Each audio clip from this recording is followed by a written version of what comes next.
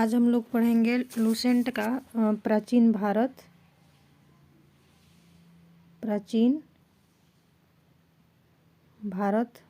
का इतिहास।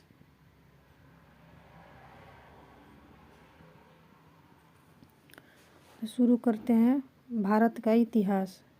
उत्तर में हिमालय से लेकर दक्षिण में समुद्र तक फैला यह उपमहाद्वीप भारतवर्ष के नाम से जाना जाता है, जिसे महाकाव्य तथा पुराणों में भारतवर्ष अर्थात भारतों का देश तथा यहाँ के निवासियों को भारतीय अर्थात भारत की संतान कहा गया है। अब यहाँ पे देखते हैं, भारत एक प्राचीन कबीले का नाम था। भारत जो था एक प्राचीन कबीले का नाम था। प्राचीन भारतीय अपने देशों को जम्बूद्वीप अर्थात जम्बू या जामुन वृक्षों का द्वीप कहते थे। प्राचीन भारतीय जो थे अपने देश को क्या कहते थे? जम्बू द्वीप कहते थे, अर्थात जम्बू या इसको जामुन भी कहा जाता है या वृक्षों का द्वीप कहते थे। जम्बू वृक्षों का द्वीप यानी कि जम्बू द्वीप कहते थे। प्राचीन ईरानी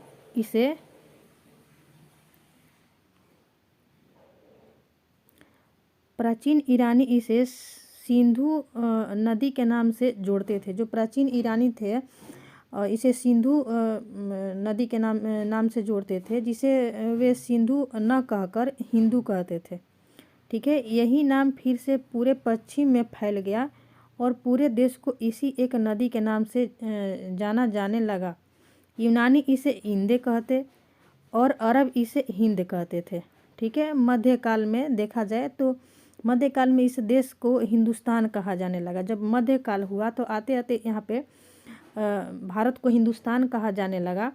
यह भी एक फारसी शब्द हिंदू से बना है। तो क्वेश्चन देगा कि हिंदुस्तान जो है किससे बना है, किस शब्द से बना है? तो ये फारसी शब्द से बना है। फारसी शब्द के किससे बना है? तो फारसी शब्द के हिंदू से बना है। ठीक है, यहाँ पे हिंदू दिया हुआ है तो हिंदू से बना हुआ है। ठीक है, यूनानी भाषा में इसे इंदे के आधार पर अंग्रेजी में इसे इंडिया कहने लगे। तो ऐसे हुआ अपने भारत के नाम का विकास। ठीक है, इसके बाद देखते हैं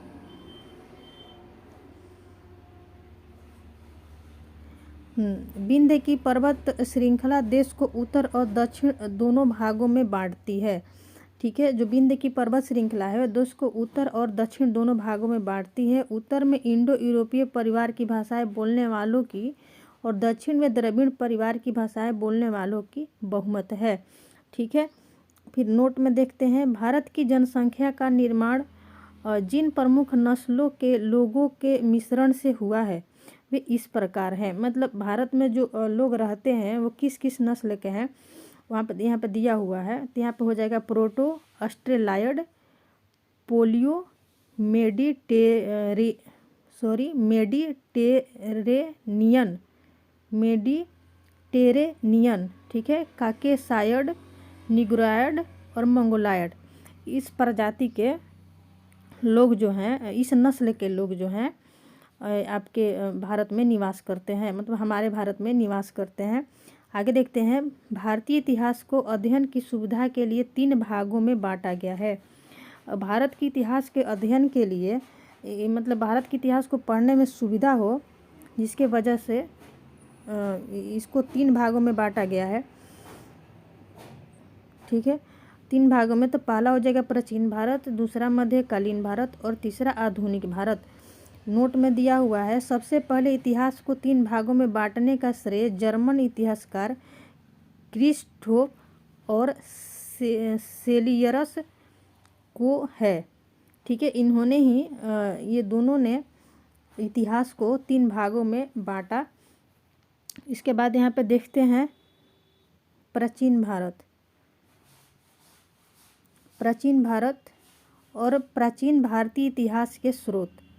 ठीक है, तो प्राचीन भारतीय इतिहास के विषय में जानकारी मुख्यतः 4 स्रोतों से प्राप्त होती है।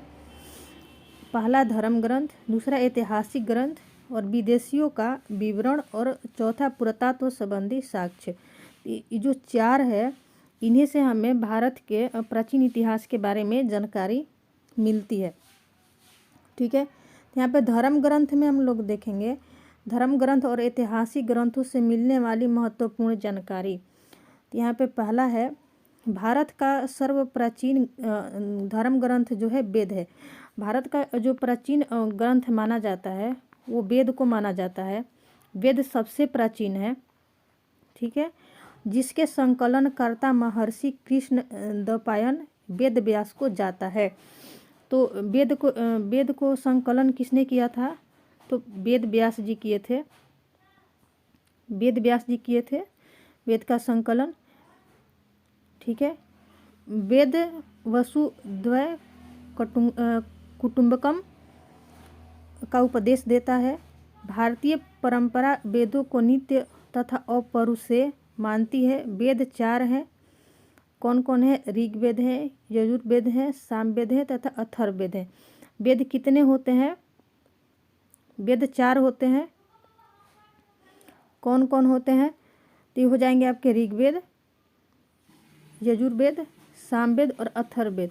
और वेद क्या कहता है? वेद क्या उपदेश देता है? तो वेद उपदेश देता है वसुधैव कुटुंबकम का उपदेश देता है। और वेद कितने हो जाएंगे? 4 हो जाएंगे। और इन 4 वेदों को संहिता कहा जाता है। यहाँ से बहुत सारे क्वेश्चन मिले हैं। वेद हो गए आपके 4 और इन चारों वेदों को क्या कहा जाता है? संहिता कहा जाता है, ठीक है। इसके बाद देखते हैं ऋग्वेद में।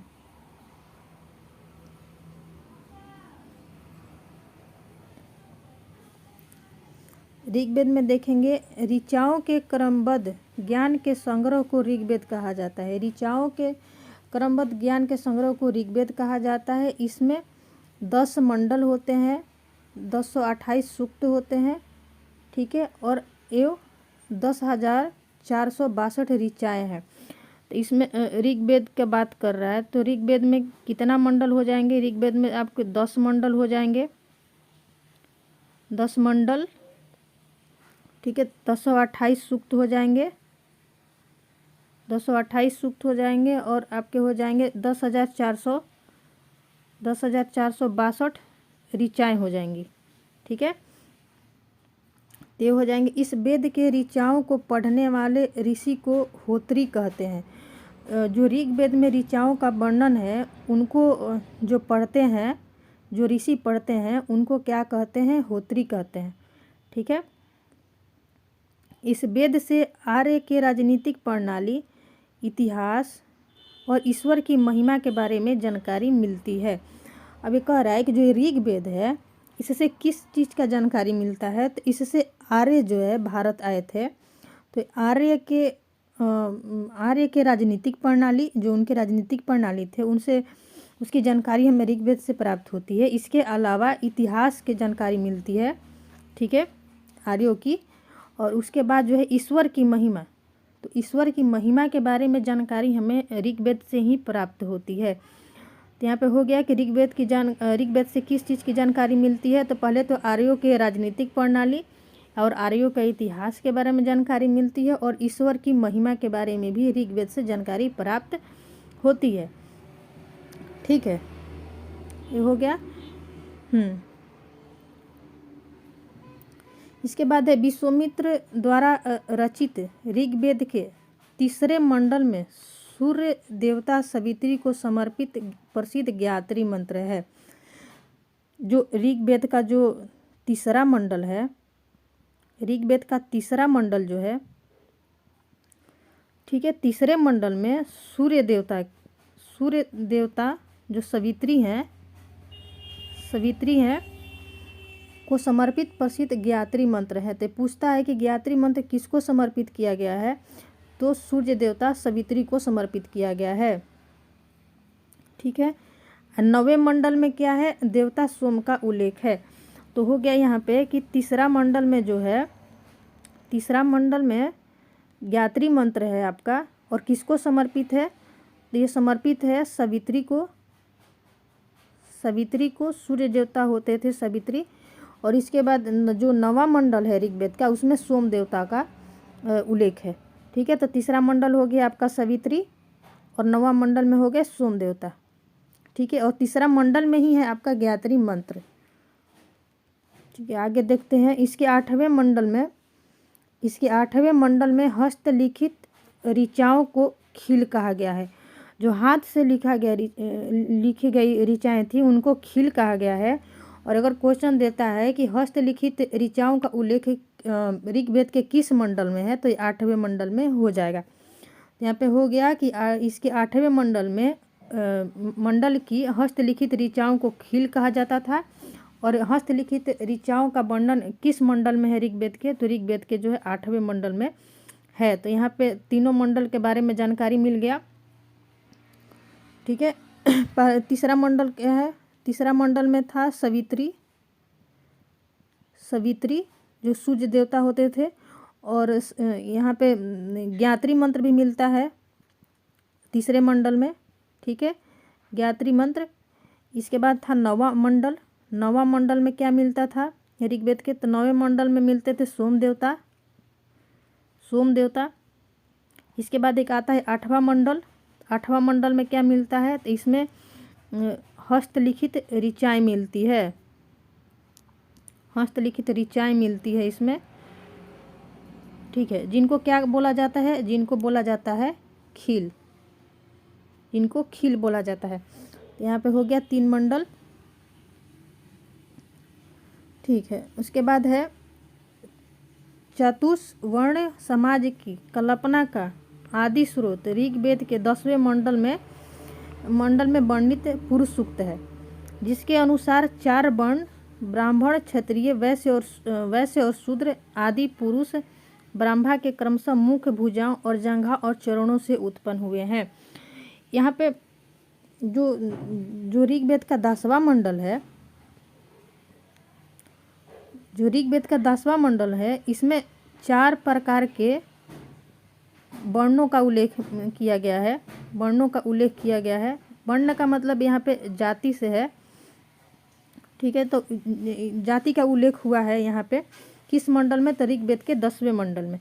ठीक है, जिसके अनुसार ये 10वां मंडल कहता है कि यहाँ पे 4 प्रकार के जाति पाए जाते थे। कौन कौन? ब्राह्मण, क्षत्रिय, वैश्य तथा शूद्र।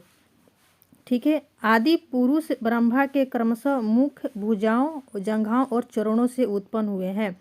इसमें कहा गया है कि जो ब्राह्मण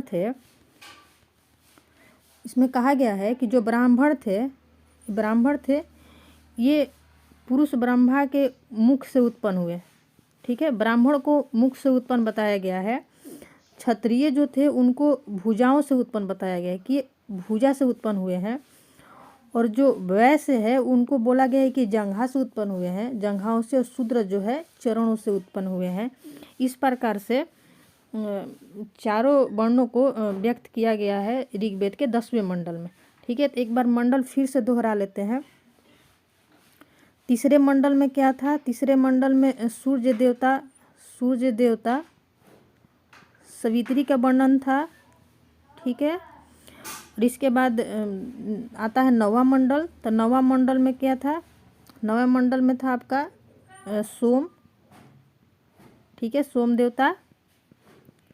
ठीक है, 8वां मंडल क्या था? तो 8वां मंडल में वर्णन था हस्तलिखित ऋचाओं का वर्णन है। ठीक है, जो 10वां मंडल है, तो 10वां मंडल में वर्णन है आपका 4 प्रकार के वर्णों का। ठीक है, तो ये हो गया 4 मंडल। के बाद आगे देखते हैं, थोड़ा सा धुंधला आ गया है। ऋग्वेद के कई परिच्छेद में प्रयुक्त अघन्य शब्द का संबंध गाय से है। अघन्य किसको बोला गया है? गाय को बोला गया है। ठीक है, इसके बाद है नोट है, धर्म सूत्र 4 प्रमुख जातियों की स्थितियों, व्यवसायों, दायित्वों, कर्तव्यों तथा विशेषाधिकारों में स्पष्ट होना विभेद करता है। ईसा पूर्व यानी ईसवी, यहाँ पे दिया हुआ है ईसा पूर्व यानी ईसवी। वर्तमान में प्रचलित ग्रेगोरियन कैलेंडर, ईसाई कैलेंडर या जूलियन कैलेंडर ईसाई धर्म गुरु ईसा मसीह के जन्म वर्ष, ठीक है, पर आधारित है। ये कह रहा है जो आज वर्तमान में जो ग्रेगोरियन कैलेंडर जो चल रहा है वो ईसा मसीह के जन्म वर्ष पर आधारित है। ईसा मसीह के जन्म के पहले के समय को, जो ईसा मसीह के जन्म के जो पहले समय था उसको ईसा पूर्व कहा जाता है। ईसा पूर्व में वर्षों की गिनती उल्टी दिशा में होती है। ईसा पूर्व में क्या होगा, जो ईसा मसीह के जन्म के पहले का समय होता है तो उसमें ईसा पूर्व में होता है कि समय को उल्टा गिना जाता है। जैसे महात्मा बुद्ध का जन्म 563 ईसा पूर्व में और मृत्यु 483 ईसा पूर्व में हुआ। यानी ईसा मसीह के जन्म के 563 वर्ष पूर्व महात्मा बुद्ध का जन्म और 483 वर्ष पूर्व उनकी मृत्यु हुई। ठीक है, इसके बाद देखते हैं ईसा मसीह की जन्म तिथि से आरंभ हुआ सन ईसवी सन कहलाता है। इसके लिए संक्षेप में लिखी ईसवी लिखा जाता है। ठीक है, ये ईसा मसीह के जन्म के बाद दिखा रहा है और वो ईसवी पूर्व जो था वो ईसा मसीह के जन्म का पहले का था। ठीक है, ईसवी को लैटिन भाषा में शब्द एडी में भी लिखा जाता है। एडी यानी एनो डोमिनी, जिसका शाब्दिक अर्थ होता है in the year of Lord. ठीक है, उसके बाद हुआ वामनावतार के 3 पगों का आख्यान का प्राचीनतम स्रोत ऋग्वेद है। फिर से ऋग्वेद ला दिया यहाँ पे। यह कह रहा है कि वामनावतार के 3 पगों का आख्यान का प्राचीनतम स्रोत है ऋग्वेद। ठीक है, ऋग्वेद में इंद्र के लिए 250, अग्नि के लिए 200 ऋचाओं की रचना की गई है। यहाँ पे बोल रहा है कि ये ऋग्वेद जो है, ऋग्वेद में इंद्र के लिए 250 ऋचाएँ हैं। इंद्र के लिए कितनी ऋचाएँ हैं? 250। और अग्नि के लिए कितनी ऋचाएँ हैं? तो 200 ऋचाएँ हैं। इंद्र के लिए कितनी हो जाएगी? तो 250 और अग्नि के लिए 200 ऋचाएँ हैं। ठीक है, नोट में देखेंगे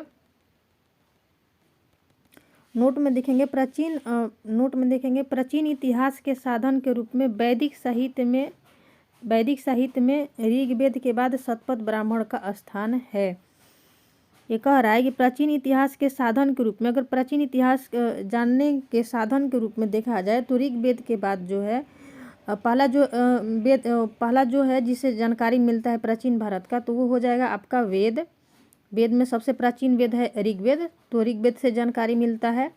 ठीक है, और इसके बाद जो आता है, ऋग्वेद के बाद जो ग्रंथ आता है वो होता है शतपथ ब्राह्मण। शतपथ ब्राह्मण से भी प्राचीन भारत के इतिहास के जानने में सहायक है। इसके बाद आता है यजुर्वेद।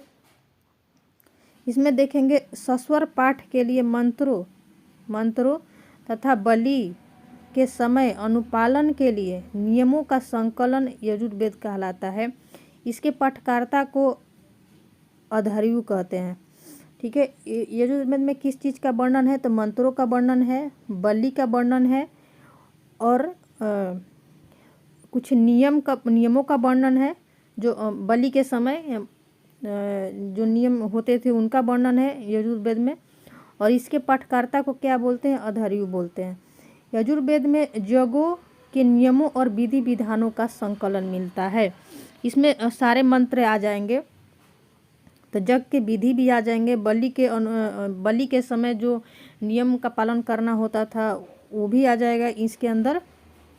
ठीक है, इसके बाद है इसमें बलिदान विधि का भी वर्णन है। इसे बलि है तो इसे क्वेश्चन बन जाएगा बलिदान विधि। तो इसमें यजुर्वेद जो है इसमें बलिदान विधि का भी वर्णन है। यह एक ऐसा वेद है जो गद्य और पद्य दोनों में है।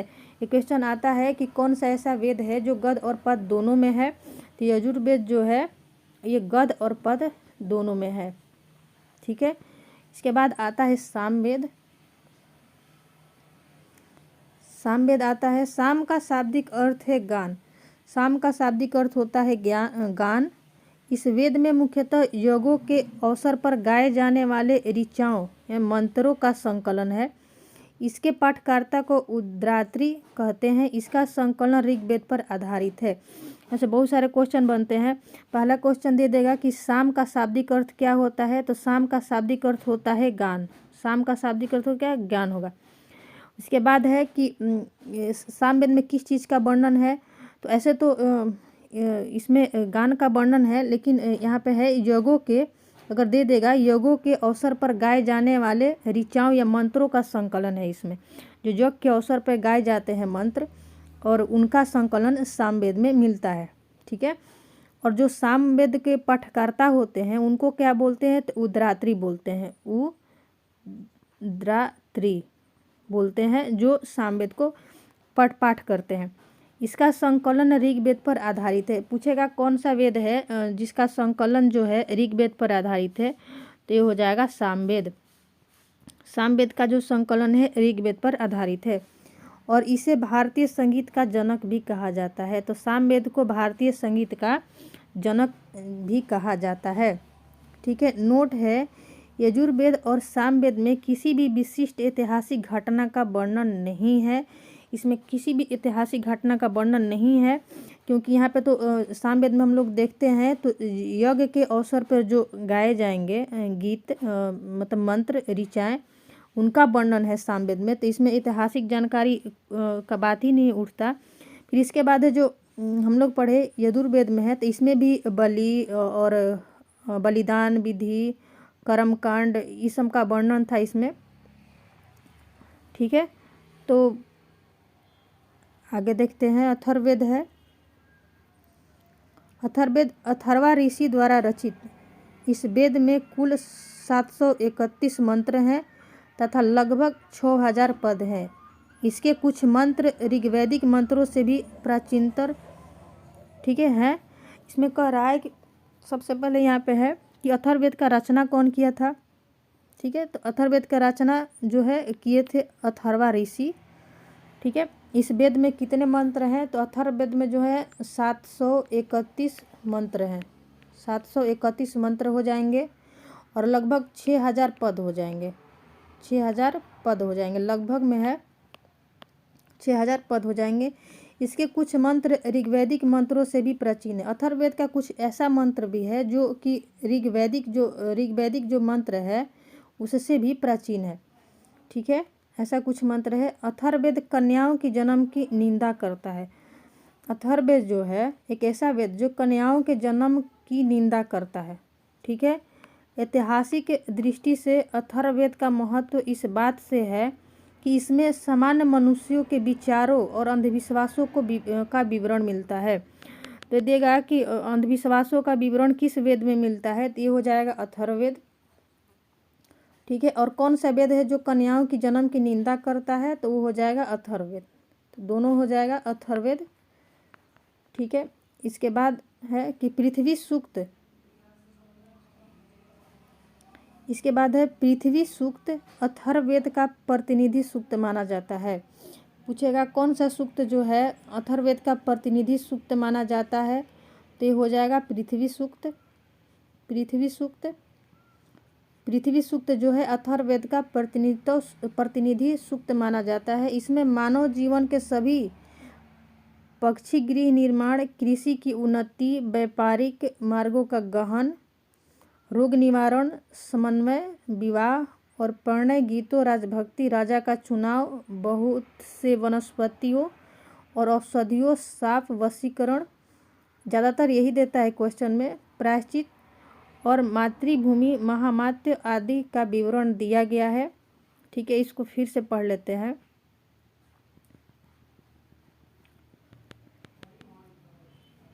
पृथ्वी सूक्त अथर्ववेद का प्रतिनिधि सूक्त माना जाता है। इसमें मानव जीवन के सभी पक्षी गृह निर्माण, कृषि की उन्नति, व्यापारिक मार्गों का गहन या खोज, रोग निवारण, समन्वय, विवाह तथा प्रणय गीतों, राजभक्ति, राजा का चुनाव, बहुत से वनस्पतियों और औषधियों, साप, वशीकरण, प्रायश्चित, मातृभूमि, महामत्य आदि का विवरण दिया गया है। कुछ मंत्रों में जादू टोना का भी वर्णन है। तो यहाँ पे हो जाएगा जो प्रसिद्ध क्वेश्चन आते हैं, इससे हो जाएगा कि जादू टोना का वर्णन जो है किस वेद में है, तो अथर्ववेद में है। इसके बाद साप वशीकरण का भी वर्णन जो है अथर्ववेद में है। ये जो है प्रसिद्ध क्वेश्चन बनते हैं इससे। इसके बाद देखते हैं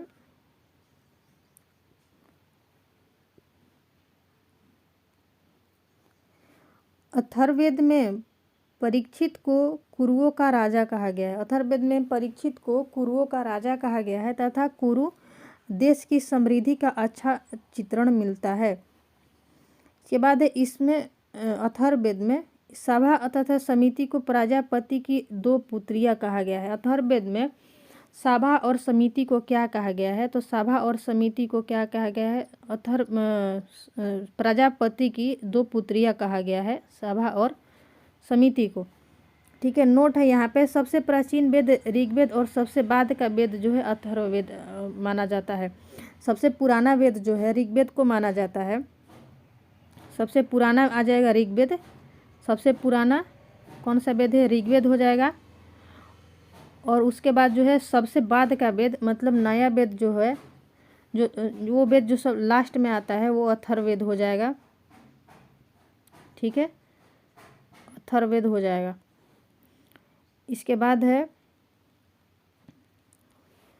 वेदों को भली भांति समझने के लिए 6 वेदांगों की रचना हुई है।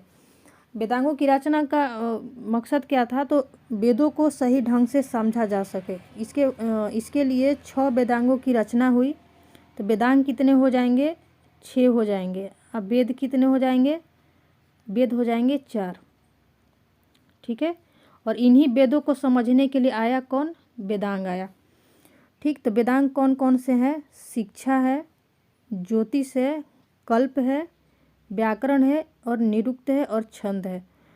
तो वेदांग हो गए 6। कौन कौन से हो गए फिर से देख लेते हैं, शिक्षा, ज्योतिष, कल्प, व्याकरण, निरुक्त तथा छंद, ये हो गए आपके 6 वेदांग।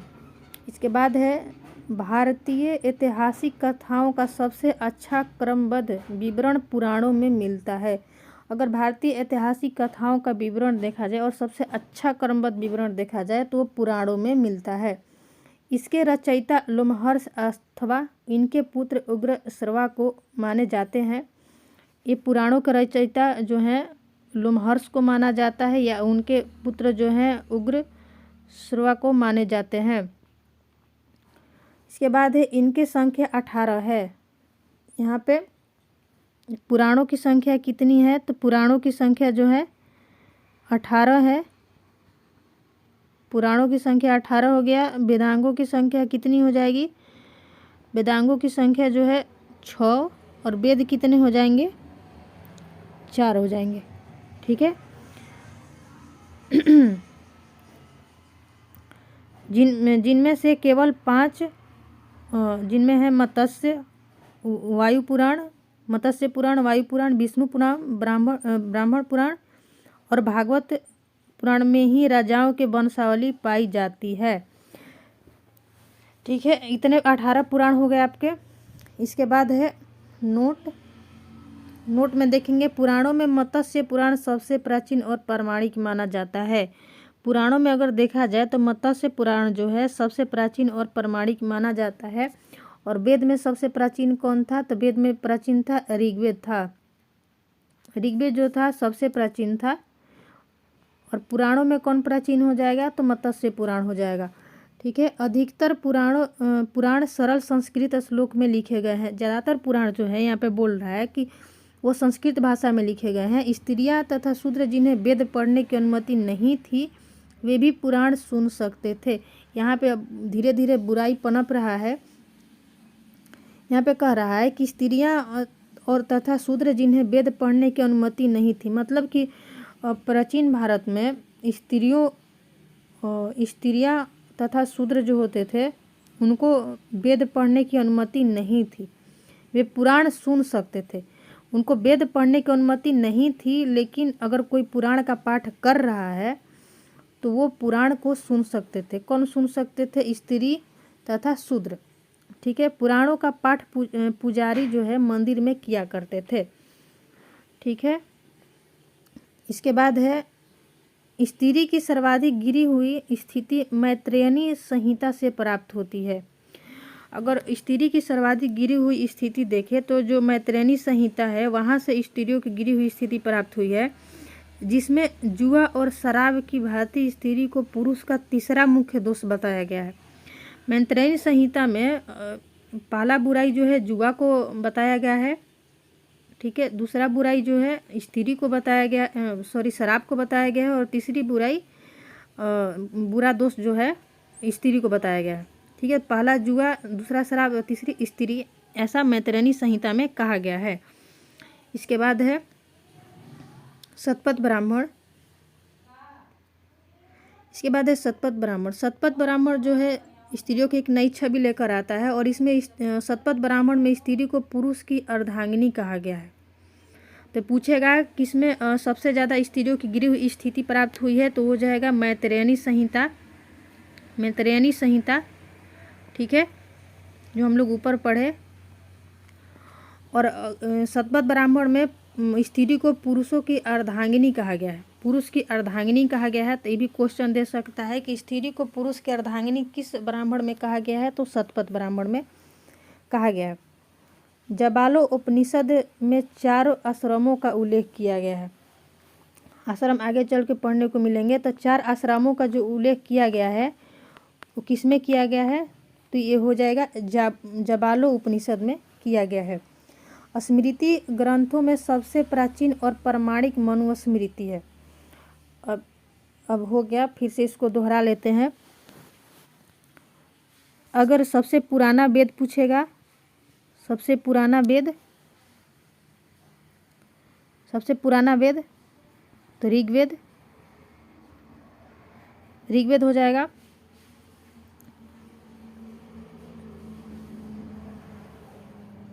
ठीक है, सबसे पुराना वेद जो है ऋग्वेद हो जाएगा। और इसके बाद पूछता है सर्वाधिक प्राचीन जो है थी स्मृति, तो ये हो जाएगा मनुस्मृति। मनुस्मृति हो जाएगा। एक और पढ़े थे हम लोग, मत्स्य पुराण जो है सबसे प्राचीन है, तो पुराणों में हो जाएगा मत्स्य पुराण। ठीक है, तो इसको ध्यान रखना है। जातक में बुध के पूर्व जन्म की कहानी, अच्छा ये वाला होना है। स्मृति ग्रंथों में सबसे प्राचीन और प्रमाणिक मनुस्मृति मानी जाती है। ये शुंग काल का मानक ग्रंथ है। जो मनुस्मृति जो है वो शुंग काल का मानक ग्रंथ है। इसका संबंध जो है शुंग काल से है। ठीक है, शुंग काल से है। नारद स्मृति गुप्त युग के विषय में जानकारी प्रदान करता है। तो यहाँ पे हो गया जो मनुस्मृति होगी वो शुंग काल की जानकारी देगी, और नारद स्मृति जो है गुप्त युग के विषय में जानकारी प्रदान करता है। जातक में बुध की पूर्व जन्म की कहानी वर्णित है। जातक है उसमें बुध की पूर्व जन्म की कहानियों का वर्णन है। हीनयान का प्रमुख ग्रंथ कथा वस्तु है। जो हीनयान था, जो बौद्ध धर्म 2 भाग में बट गया था, महायान और हीनयान, तो उसमें जो हीनयान था, तो हीनयान का प्रमुख ग्रंथ था कथा वस्तु, जिसमें महात्मा बुद्ध का जीवन चरित्र अनेक कथानकों के साथ वर्णित है। ठीक है, तो जो कथावस्तु हो जाएगा ये हीनयान का प्रमुख ग्रंथ हो जाएगा। इसके बाद है जैन साहित्य को आगम कहा जाता है। जैन साहित्य को क्या कहा जाता है? आगम। जैन ग्रंथ का प्रारंभिक इतिहास कल्पसूत्र से ज्ञात होता है।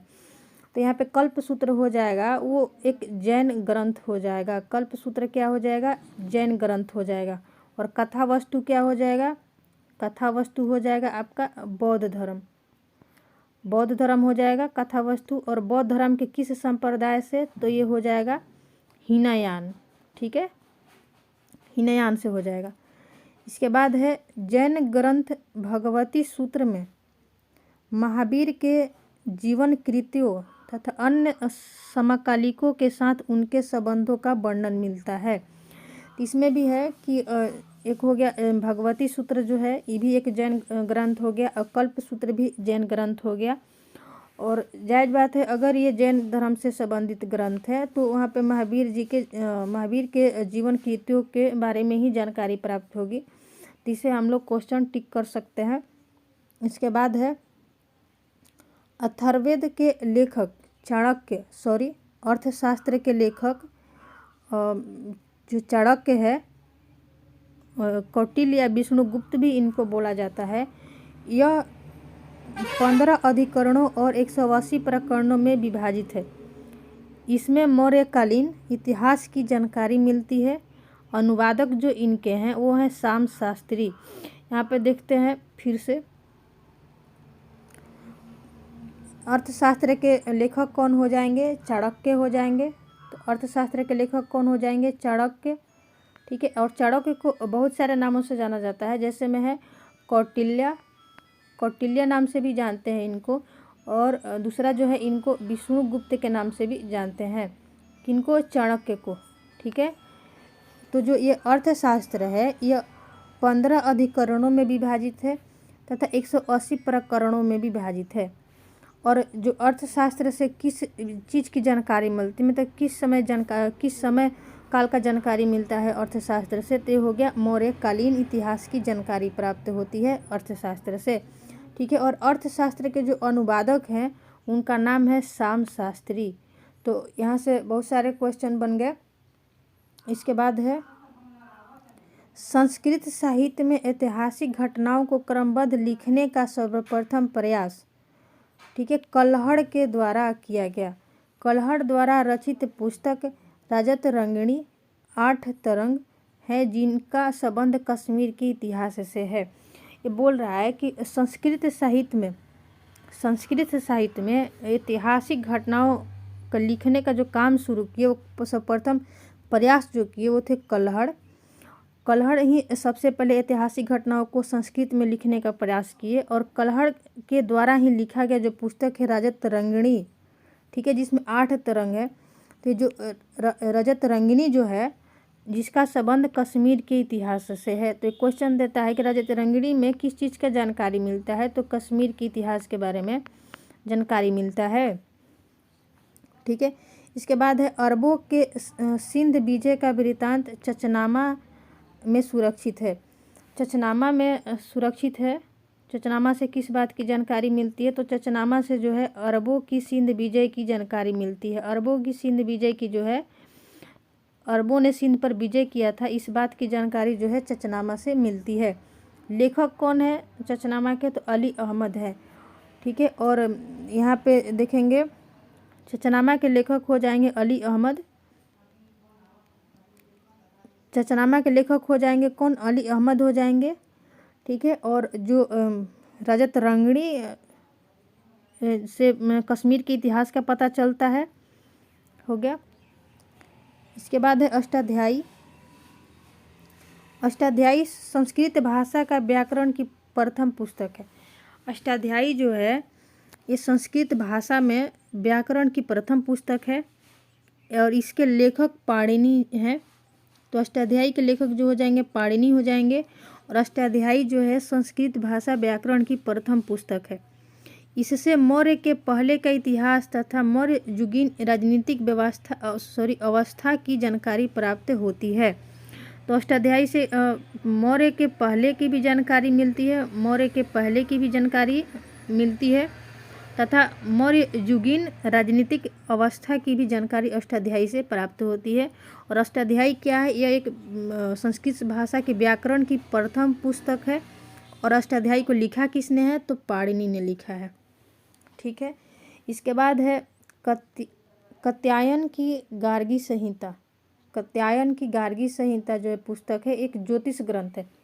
गार्गी संहिता जो है एक ज्योतिष ग्रंथ है, और फिर भी इसमें भारत पर होने वाले यवन आक्रमण का उल्लेख मिलता है। यहाँ कह रहा है कि कात्यायन ने जो गार्गी संहिता लिखा है वो है तो एक ज्योतिष ग्रंथ। ठीक है, गार्गी संहिता क्या है? एक ज्योतिष ग्रंथ है, लेकिन फिर भी इस ज्योतिष ग्रंथ होने के बावजूद भी इससे जो भारत पर होने वाले यमन आक्रमण थे उसका उल्लेख गार्गी संहिता में मिलता है। ठीक है, तो यहाँ पे एक बार फिर से पढ़ लेते इसको। कात्यायन की जो गार्गी संहिता है एक ज्योतिष ग्रंथ है। क्या है? एक ज्योतिष ग्रंथ है। फिर भी इसमें भारत में होने वाले यमन आक्रमण का उल्लेख मिलता है। ठीक है, पतंजलि पुष्यमित्र शुंग के पुरोहित थे। इनके महाभाष्य से शुंगों के इतिहास का पता चलता है। ठीक है, पतंजलि जो थे पुष्यमित्र शुंग के पुरोहित थे और इनके महाभाष्य से शुंगों के इतिहास का पता चलता है। यहाँ पे है विदेशी यात्रियों से मिलने वाली प्रमुख जानकारी। जो विदेशी यात्री जो भारत आए थे और कुछ पुस्तक भी लिख गए थे, तो उससे जो भारत के बारे में जानकारी मिलती है उसके बारे में दिया गया है। इसमें हो जाएगा प्रथम रोमन लेखक टेसियस। टेसियस जो है एक ईरानी राजवैद्य था। टेसियस जो है ईरान का राजवैद्य था और भारत के संबंध में इसका विवरण आश्चर्यजनक कहानियों से परिपूर्ण होने के कारण अविश्वसनीय है। तो यहाँ पे याद करने जो बस इतना ही है कि टेसियस जो है कहाँ से थे, तो ये थे ईरान के राजवैद्य थे। टेसियस क्या थे? ईरान के राजवैद्य थे। इसके बाद जो थे हेरोडोटस, जिनको इतिहास का पिता भी कहा जाता है, इसे इतिहास का पिता कहा जाता है। हेरोडोटस को इतिहास का पिता कहा जाता है। इसने अपनी पुस्तक हिस्टोरिका में 5वीं शताब्दी ईसा पूर्व के भारत फारस ईरान के संबंध का वर्णन किया है, परंतु इसका विवरण भी अनुश्रुतियों और अफवाहों पर आधारित है। यहाँ पे याद रखने योग्य है, हेरोडोटस को इतिहास का पिता कहा जाता है। दूसरा है कि इनकी पुस्तक जो थी हिस्टोरिका थी। ठीक है, और इसमें किस चीज़ का वर्णन है हिस्टोरिका में? तो हिस्टोरिका में ये भारत फारस के संबंध में वर्णन किए थे। ठीक है, इसके बाद तीसरा क्वेश्चन है, तीसरा नंबर है, सिकंदर के साथ आने वाले लेखकों में निरियाकस, आनेसिक्राटस तथा अरिस्टोबुलस के विवरण अधिक प्रामाणिक और विश्वसनीय है। सिकंदर के साथ 3 लोग आए थे, एक निरियाकस था, आनेसिक्राटस था और जो तीसरा था अरिस्टोबुलस थे। तो ये 3 लोग जो थे सिकंदर के साथ भारत आए थे। इसके बाद वीडियो बहुत लंबा हो जाएगा, इससे आगे का चैप्टर जो है अगले वीडियो में देखेंगे।